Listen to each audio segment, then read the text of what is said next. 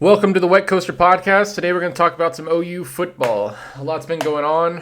Hopefully we can find a way to turn around the 2022 season with the off season going into 2023. So with that, transfer portal's been hot lately, which is kind of unique because Venables really isn't that type of coach to hit the portal hard. But we do have some recent developments with the McCullough brothers and Austin Stogner returning to OU, which we can get into. But I think the big thing with Venables this year and just coming in as a new head coach is he wants to build a culture without one and dones, right? He doesn't want to bring in star seniors to, help bolster his 2023 season. He's not pulling a Lincoln Riley here. He really wants to set a foundation, set a culture, and potentially build a national championship team. With that, he's building depth in the locker room, and personally, I agree with it, and I'm excited to see where OU goes with it.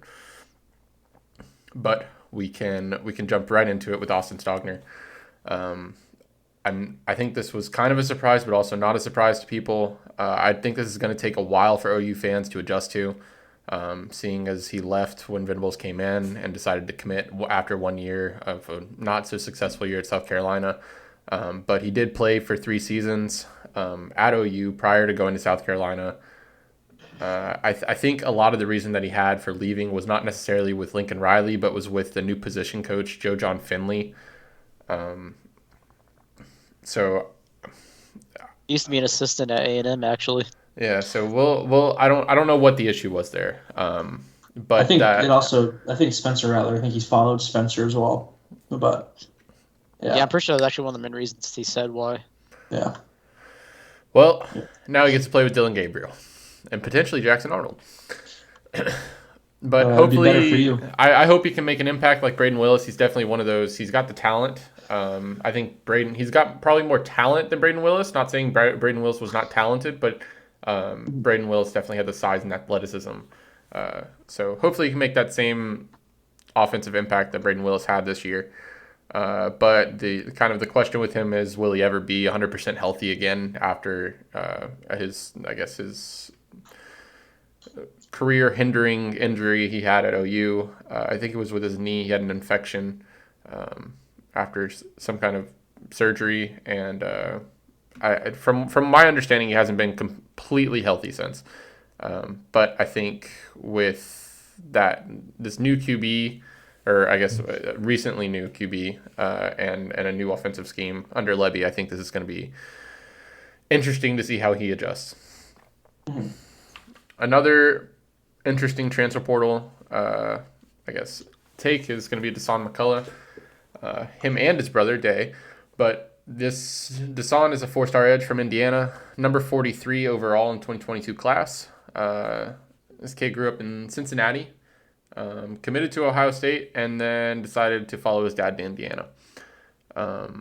He played and had a fantastic season this last year. 10 games, 49 tackles, 6.5 tackles for loss, 4 sacks, and 3 pass breakups in his first year. I think he's going to be an absolute beast, and I think he's going to perform really well, potentially in Brent Venables' cheetah position. And he is crystal ball to OU right now. Do y'all know what happened with Luke Fickle over? I know you got a probably a high paying offer. I mean, yeah, he's been looking probably for But he a Big moved. Ten, I'm pretty probably sure a Big Ten job he for a left. Well, while. also I thought he was going to Cincinnati's. Wisconsin. Yeah, Cincinnati's Yeah. also moving to the Big 12, so he probably thought that Cincinnati Big 12 probably not going to end well. Mm-hmm. So let me go rebuild a program at Wisconsin. That way, I have more of an excuse if I lose early versus if I lose early at Cincinnati, that's not going to look as good. So let me just take the rebuilding job now. I think that's what it was, plus money. So I think So with that and with his dad, or I guess their dad, if we're talking about Dasan and Day, moving and accepting a job at Notre Dame, it's definitely Indiana's out of the picture. Notre Dame isn't really even talked about whenever we're talking about these guys. Neither is Cincinnati, so I think OU is definitely the place to go. They're visiting on today, Saturday, as we're recording. Both of them, I'm pretty sure. And I'm really curious to see how this will play out because they definitely want to play together. They're both fantastic athletes, and one's an edge and one's a safety, right? So I think this will work. This will be really interesting to see. But for Dave McCullough, He was 4-star safety, number 30 safety, number 348 overall, 2023 class. He's currently committed to Cincinnati, but I think with Luke Fickell leaving, like we were talking about, I think this is a large contributor, as well as his dad going to Notre Dame and his brother transferring, potentially committing to OU. But most recently with the in-homes, Jay Valai came. They posted on Twitter, and he's visiting Norman this weekend with his brother, and I think this is definitely going to go in OU's favor, if I had to take a guess. And but moving to recruiting, probably what everybody's looking for. Actually, before you go to recruiting, I have a question. Yeah, So what do you think is the biggest position in need from the transfer portal for OU? defensive line, Defensive line. 100%. That's the linebackers are new, I guess. Our secondary is great, I think, but the linebackers, I mean, I really just think it's the defensive line. That's what struggled all year. No pass rush or not enough pass rush. No pass rush. I just don't think we're getting outsized constantly all year long. So I think that's definitely where we need a lot of help. Definitely, especially once you move to the SEC. Yeah, for sure. So we'll see. Yeah. We'll see what they pick up. But like I mean, I it's said, tough. Venables just doesn't go to the portal like other coaches do. You know, he really is big about pulling in recruits and having them stay and building a culture. It's tough when A&M steals a 5-star from you on the D-line the year before, and then they tease you with one this year. That's gotta be really tough. It's a tough life. We'll talk about that. I think it's. I'm still. This is going to come down to an early signing day decision for sure. I mean, like we'll see what happens. Bro, David Hicks is literally like 45 minutes from A&M, bro. He needs to like chill with this shit. Just go to A&M. Anyway, go ahead. Continue. So with recruiting, the first person we're going to talk about is CJ Blocker, 2023 4-star corner. OU just recently extended an offer to this guy.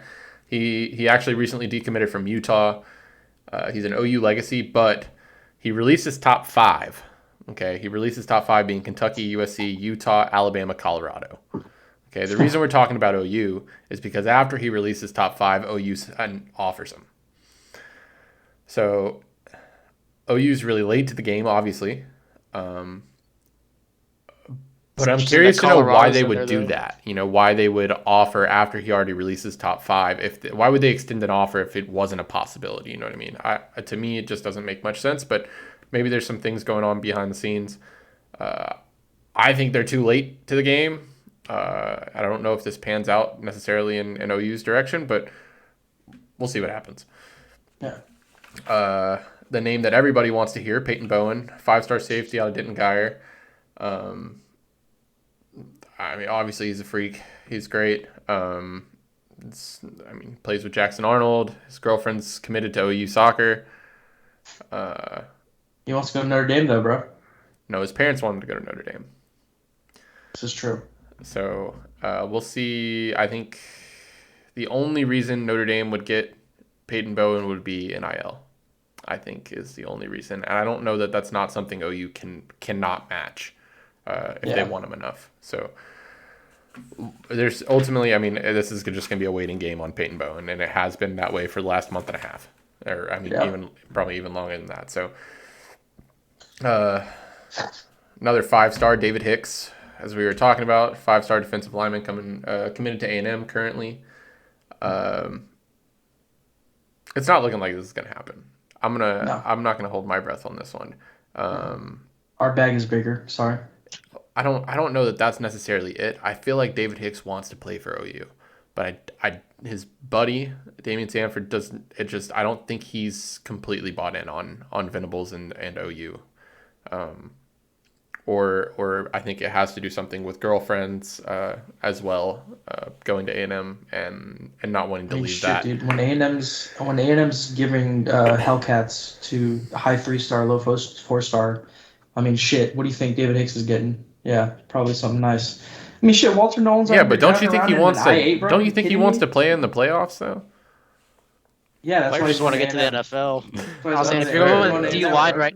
If you're D-line right now, OU versus A&M has more history with the D-line. Yeah, but I mean, if he went to OU, he'd get an. I mean, I think if he goes to A&M, he's still getting an automatic starting day one. I think he'll have a day one impact anywhere he goes. But Yeah. He will definitely play in the first game at OU because we do not have a defensive line. But this is also going to be something where we're not going to see until early signing day, and I think it's going to come down to if Damian Sanford's sold on OU, because I think David Hicks is, but they're a package deal, and they've made that pretty clear. They go to the same school. Yep. They both go to Pato. Tau. Yeah, Pato. I don't know how it's pronounced. Yeah, Dude, that's in Katy now. I didn't realize that. Yep, Katy ISD. Yep. Yeah. Coming out with some big names. Last name I really want to talk about is Micah Tease. 4-star receiver, number 30 receiver in the class, number 256 overall. He is still committed to Arkansas. He seems like he is very involved in the Arkansas program. So I don't know. He's actively recruiting to help them, or? No. I mean, as in like he likes the program prior to committing to the program. Like I think he was like tied to Arkansas for some reason. I'm not entirely sure on the backstory, but I think Jackson Arnold will probably play a huge role in seeing how this, with the communication. The 5 stars and the recruiting class leaders typically play a pretty big role there. But this is something OU fans that are familiar with the recruiting process this year are familiar with this name, but it's going to come down to Luke Haas, because I think they're pretty tied together. Not necessarily that they're going to go to the same school, but that if one decommits, the other is likely to decommit as well. And Luke Haas is showing some interest in Alabama with the recent in-home visit with Nick Saban. And I think if Luke Haas decommits, this opens the door for OU to kind of come in and start that recruiting process. And this could be maybe a surprise on early signing day to look out for. But that's it on recruiting. Regarding important people to come back with the offense, obviously we're going to start with Marvin Mims. He's watching his recent interview. He's definitely waiting on a draft grade. So I mean, if he's already kind of said if he gets a first or second round draft grade, he's going to go. With how he played this season, I don't know if he gets that. I really don't know. I don't know how that's going to fold out. No, but he's a junior, right? So he still has a year. So I probably has more than just 1 year. Yeah, he probably has 2 because of the COVID. Year. Yeah, but but this year, 52 catches for 1,006 yards and 6 touchdowns. I mean, it's not a bad season. He didn't have a bad season at all. But that's good for college football. Yeah, but just on film though, it wasn't the. Unless you're in the Big 12, bro, you should be putting up 80 touchdowns in the Big 12. You kidding me? Bum ass defense. Yeah. Yeah. I can't be talking about bummy when you're repping A&M, but we'll get on to that. Next episode. Next episode, yeah. But Marvin plans on playing in the bowl game for now. I assume that's going to correlate with his draft grade as well. I mean, if it's good, he'll probably not play in the bowl game and go, to what is that? It's not the Senior Bowl. What would he go to? I guess he just goes to the Combine or what? Yeah. But they also asked him a question if he planned on transferring if that was an option. He said it really wasn't. It really wasn't an option. He doesn't know why he would leave. But interestingly, and I found this really interesting. He has gone through 3 different wide receiver coaches in 3 years and 3 different quarterbacks. Okay. If that doesn't describe OU in the past 3 years, I don't know what else will. Yeah. So, the coaching situation, especially at the wide receiver level, is interesting. But we can talk about that in a little bit. Drake Stoops, he still has his COVID year. It's not for sure if he's coming back or not, but he's definitely kind of I feel like he's like the soul of OU, kind of. Have you ever watched an OU game? Anytime he catches the ball, Stoops, it's fun. Reminds me a lot of like a Hunter Renfrow, a Jordan Shipley. Yeah, and these guys have a lot in common.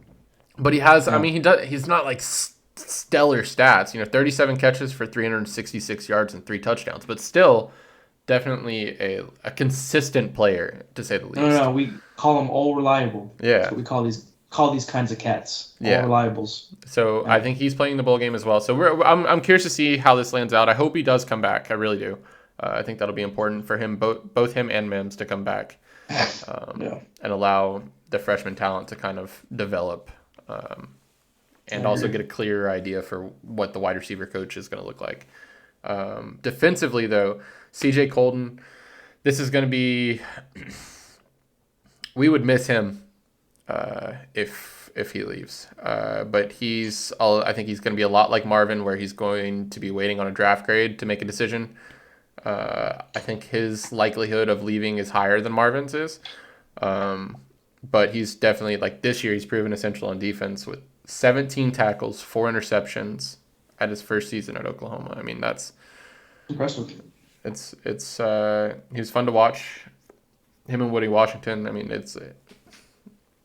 it's been Washington. What a name! That's a great name, by the way. I've never heard that one. It's a new one. All right, coaching changes. The only thing I really want to talk about here is wide receiver. This has been kind of a question since the regular season officially ended.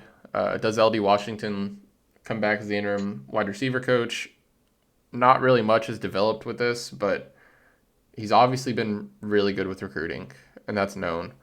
And he's got a good relationship with current players. But I think the only other option that people were really looking at was Rashad Samples as the wide receiver coach, and he just recently took the job at Arizona State. So at Arizona, as Arizona their wide. State. It was Arizona State, their wide receiver coach. So I think we do see LD Washington next year. That would be my guess, but like I hinted at, 3 coaches in 3 years, right? So we had Simmons, Gundy, and then now Washington. We had a 4th before, so studs. Things are happening at OU. It's a rebuild, right? But that's what you want to call it. It's about all I have for most recent OU news. Picking up with the transfer portal and recruiting and coaching, but. With having the CEO of Cardstock Exchange here, we might be able to get Javante Barnes in for an interview potentially. Depends how many strings can be pulled and how many people like and subscribe to this video. But if that's something you'd like to see, please watch, share, and comment and subscribe. Make Javante want to come. That's what you got to do. Make him want to come. You want to hear what he has to say with Eric Gray leaving? Let's like, comment, and subscribe.